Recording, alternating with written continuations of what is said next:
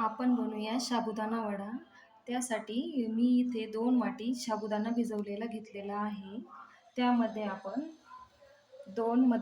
3 मध्यम आकाराचे उकडलेले बटाटे हाताने अशी कुस्करून टाकूया.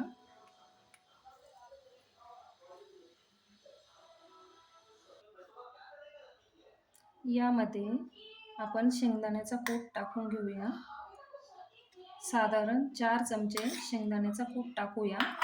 नंतर हिरवी मिरचीचा ठेचा, हिरवी मिरची आपण बारीक करून घेतलेली आहे. अद्रकची पेस्ट, चमचाभर साखर टाकून घेऊया. त्यानंतर अर्ध्या लिंबाचा रस, चवीपुरतं मीठ टाकून घेऊया.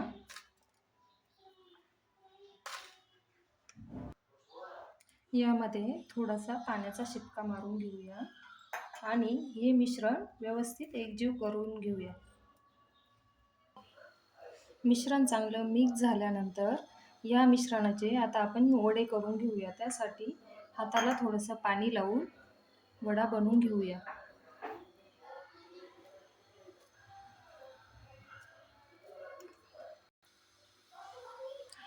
अशा पद्धतीने आपण वडे बनवून घेऊया.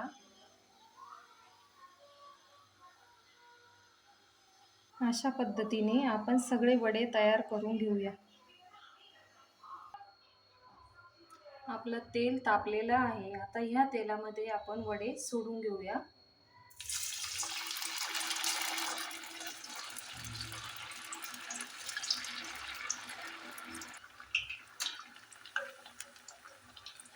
हाय टू मीडियम फ्लेमवर आपण ही वडे चांगले तळून घेऊया. या पद्धतीने सगळे वडे आपण तळून घेऊया. हलकासा गोल्डन कलर आलेला आहे याला.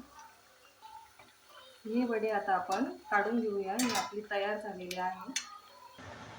अशा प्रकारे आपला उपवासाचा साबुदाणा तयार आहे.